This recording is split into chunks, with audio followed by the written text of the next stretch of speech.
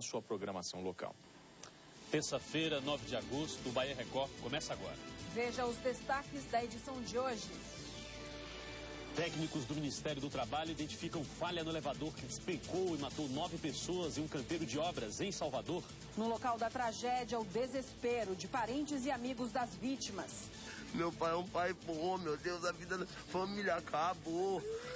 Acabou, não deixa não, tenho que tirar meu pai dali. Gente, eu não vou conseguir ser meu pai, não. Não, meu Deus. Diz pra mim que não, meu pai. Sindicato da Construção Civil diz que já havia denunciado risco de acidentes na obra. À luz de uma agenda do trabalho decente, o que nós podemos verificar é que a Bahia é o retrato do trabalho indecente. 2 homens são presos acusados de roubar carros em Salvador. Os veículos seriam revendidos em Feira de Santana. A dupla atuava com mais 3 homens. Eles roubavam os carros nos bairros da Boca do Rio e Patamari. Incêndios na capital. Fogo destrói parte de um apartamento em um bairro nobre. Infelizmente, o sistema de incêndio, de combate a incêndio, não funcionou. Já na periferia, incendia um restaurante e deixa uma pessoa ferida. E ainda tudo sobre um evento que vai levar cultura à Chapada Diamantina. Festival de Lençóis é lançado na capital com promessa de muita música para o público. Agora no Bahia Record.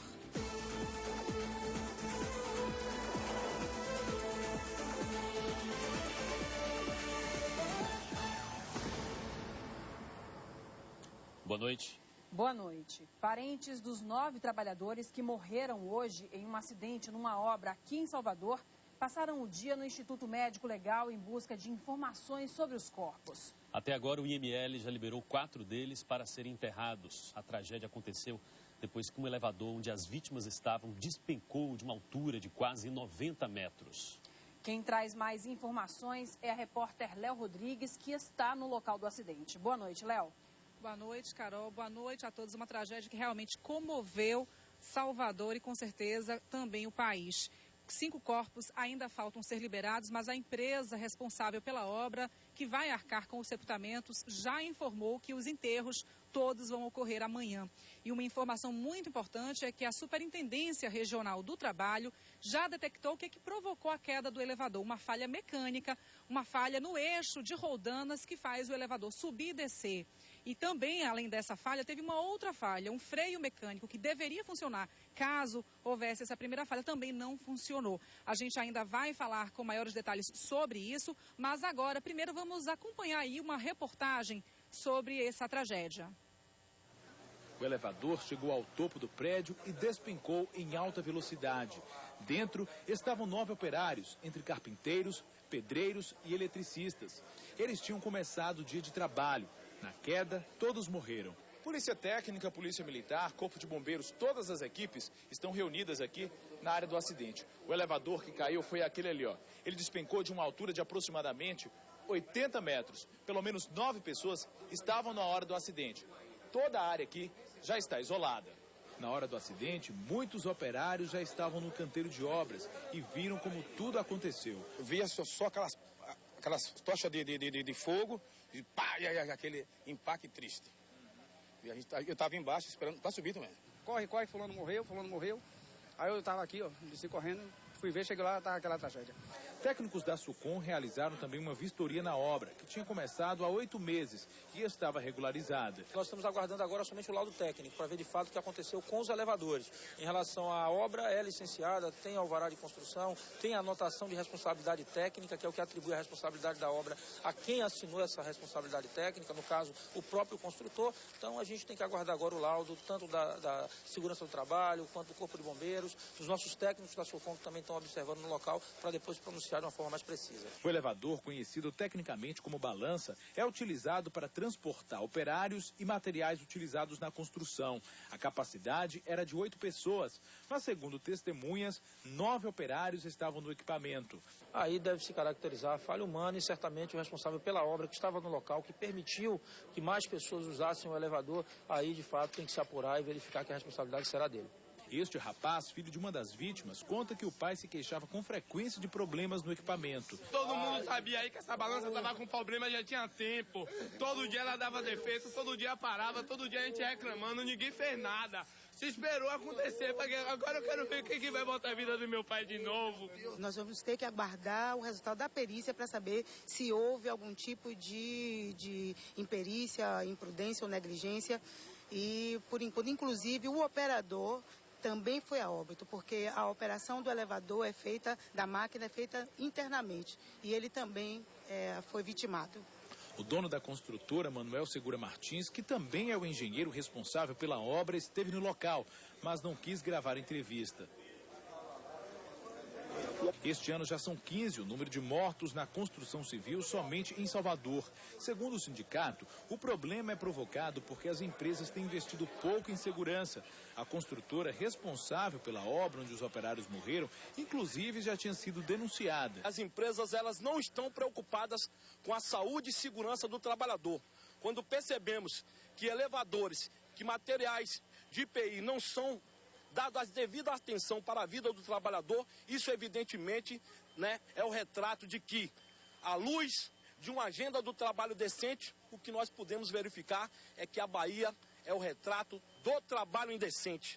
O sindicato promete parar as obras em protesto nesta quarta-feira. Infelizmente acontece acidente todo dia na construção civil, mas dessa natureza é a primeira vez. E a gente tem que mostrar para os patrões que isso não pode estar acontecendo. Vocês viram aí na reportagem que inicialmente surgiu essa suspeita de superlotação do elevador, mas essa suspeita já foi descartada. O elevador tinha capacidade para 10 pessoas e nele havia 9, que foram os 9 operários que morreram. Eu vou conversar agora, como eu falei também já no jornal, sobre a questão da falha mecânica. Eu vou falar sobre este assunto com Anastácio Gonçalves Filho, que é auditor fiscal da Superintendência Regional do Trabalho. Vocês já detectaram uma informação importante que em relação à falha mecânica. Eu gostaria que o senhor explicasse melhor o que é que aconteceu com o elevador que acarretou nesta tragédia. Olha, durante todo o dia nós fizemos auditoria fiscal em toda a obra, em todo o elevador, em todo ele. E com a ajuda de uma equipe que colaborou bastante, nós detectamos que houve uma falha, houve um rompimento do eixo que movimenta a rodana, que por sua vez movimenta o elevador. Então nós vamos ainda investigar o que foi que levou essa falha nesse eixo. E também, embora a gente está vendo inclusive imagens aí desse equipamento, é esse equipamento aí que acabou ocasionando, que falhou e acabou resultando nesse acidente. Isso. Então, além da falha desse eixo, era para ter sido acionado um freio de emergência, que ele entra automaticamente quando o elevador cai. E esse freio automático, esse freio de emergência também não funcionou. Então, houve aí duas falhas. Isso, a gente pode então dizer que foram duas falhas mecânicas. Duas falhas que contribuíram de imediato para esse acidente. A falha no eixo e, por sua vez, o freio de emergência, que era para ter entrado e segurado o elevador na posição em que ele estava, e isso não aconteceu. Então nós vamos investigar o que levou essas falhas, o que aconteceu para esses equipamentos falharem. Né? Agora, é comum esse tipo de equipamento falhar? Esse equipamento que é bastante utilizado na construção civil? Nós temos um vasto histórico de falha desse tipo, nesse eixo, no Brasil. Então, tanto é que o Ministério do Trabalho, a partir de maio, determinou, através da norma regulamentadora número 18, que esse eixo seja inspecionado anualmente, numa periodicidade bem frequente, né? Para que essas falhas desse tipo não ocorram. Por essa constatação, já dá para perceber se houve negligência, falta de manutenção, mau uso por parte da construtora? Olha, em primeiro lugar, a responsabilidade pela integridade do equipamento é da empresa. Ou de qualquer empresa, ele é responsável pela integridade do equipamento, pela segurança dos seus trabalhadores. Mas nós vamos fazer uma análise mais detalhada, mais cuidadosa, e ver se houve falha na gestão de manutenção da empresa, se houve falha na gestão da produção, ou seja, a empresa preferiu produzir em detrimento da manutenção. Então, nisso nós vamos analisar para chegar a uma conclusão. E esse equipamento, inclusive, vocês recolheram, né? Esse equipamento que falhou? Recolhemos, né, para fazer análise, uma análise de falha, que nós vamos fazer através de um laboratório, para detectar o que levou a essa falha. O que levou esse equipamento a falhar? Isso será detectado através de uma análise de falha que será feita com um laboratório que nós ainda estamos procurando em qual deles nós vamos fazer.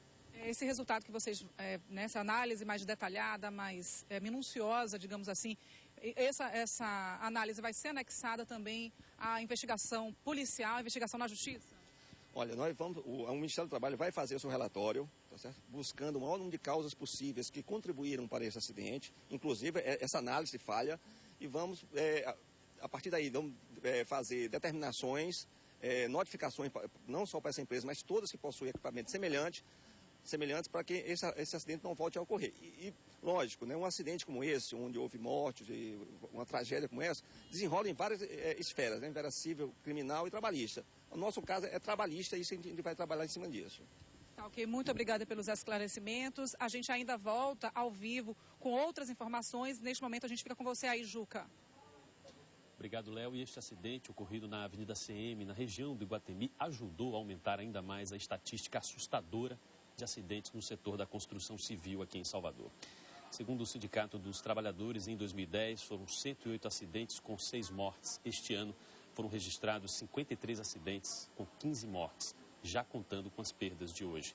Daqui a pouco, mais informações ao vivo sobre essa tragédia também e o dia de comoção entre os parentes das vítimas. Policiais da Delegacia de Furtos e Roubos de Veículos prenderam 2 homens acusados de roubar carros em Salvador. Segundo a polícia, os veículos eram vendidos em Feira de Santana. Evandro Lessa Borges, de 33 anos, mais conhecido como Gordo, e Marcos Dias dos Santos, de 21, foram presos em flagrante dirigindo este caminhão roubado na BR-324. Com eles foram apreendidos um revólver calibre 38 e munições. Você ganhou dinheiro fácil. Segundo a polícia, a dupla atuava com mais 3 homens. Eles roubavam os carros nos bairros da Boca do Rio e Patamares. Em seguida, levavam o veículo para a Feira de Santana, onde vendiam por cerca de R$7 mil. Os 2 têm passagem pela polícia por roubos de carros e vão responder por porte ilegal de armas e receptação de veículo. A família de um fazendeiro do município de Pojuca, na região metropolitana de Salvador, foi feita refém por 2 assaltantes que invadiram a propriedade e levaram dinheiro e objetos de valor. Um dos acusados foi preso por policiais militares logo após o crime. Ele já havia sido condenado por um homicídio. Evaldo da Silva de Souza, de 33 anos, foi preso em flagrante próximo ao local onde cometeu o assalto. Ele estava com outra pessoa que conseguiu escapar da polícia. O comparsa é conhecido como Neguinho. Os 2 roubaram quase R$6 mil em dinheiro, além de joias da família de um fazendeiro de Pojuca. Eu mesmo cheguei, fui lá na casa lá, abriu, chegou lá, estava aberto o portão, cheguei, entrei, abri com uma arma, entrei e peguei o pertence e caí fora. Caí no mato, aí como eu caí no mato, eu separei dele, como eu cheguei, vim ali todo rasgado, aí quando eu cheguei subindo ali, a guarnição me pegou. Evaldo usou este revólver para cometer o assalto e manter a família refém. De acordo com a polícia, o outro acusado, que fugiu, teria trabalhado na fazenda da vítima e sabia que o dinheiro era guardado dentro de casa. Evaldo também é acusado de um homicídio cometido há 6 anos em Catu. Ele admite o crime. Isso aí foi em 2004. Em 2004 aconteceu lá uma discussão entre a pessoa e daí eu caí preso. Então Giovanni, com a guarnição dele, chegou e me pegou lá, onde eu morava lá, onde eu estava morando lá, e me pegou, eu fiquei 4 anos e 2 meses preso. O delegado responsável pelo caso, Giovanni Paranhos, disse que já tem pistas do paradeiro do outro acusado do assalto, conhecido como Neguinho. Daqui a pouco, o incêndio destrói apartamento em bairro Nobre de Salvador. E ainda o desespero e a dor dos parentes dos 9 trabalhadores que morreram durante acidente em uma obra. Daqui a pouco a gente volta.